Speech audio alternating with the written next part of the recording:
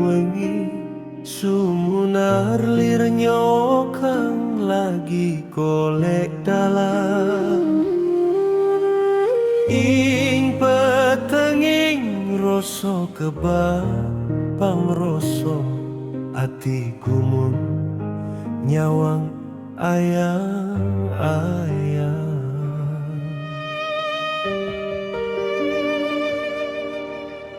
Cahayane cilik nanging ora pecot nglawan peteng kang ubengi urip.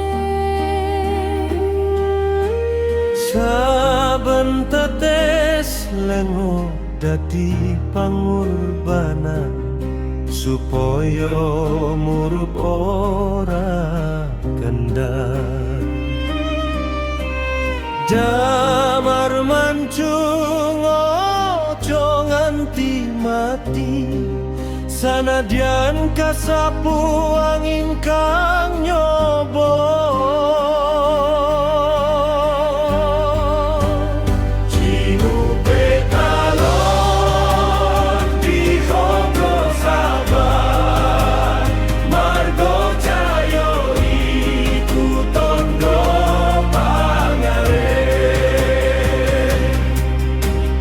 Naliko wengi soyong limput bumi lan swara sepi dadi kanca setya Ing sajroning ati isih ana geni geni suci kang ora kena sirna.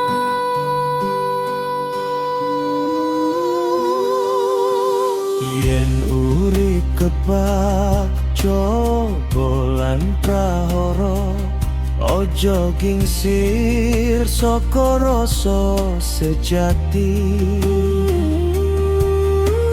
sebab damar sing cinupet sabar bakal madangi tekan padang sejati. Damar mancung ojo nganti mati sanadyan kasapu angin kang nyoba. Ciupe talon digogo sabar margo jayo iku tondo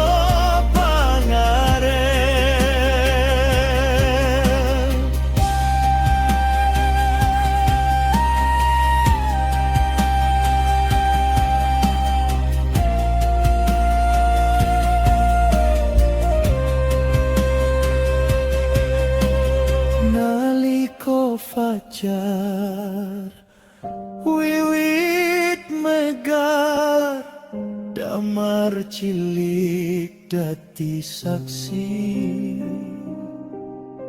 Sing takun jaga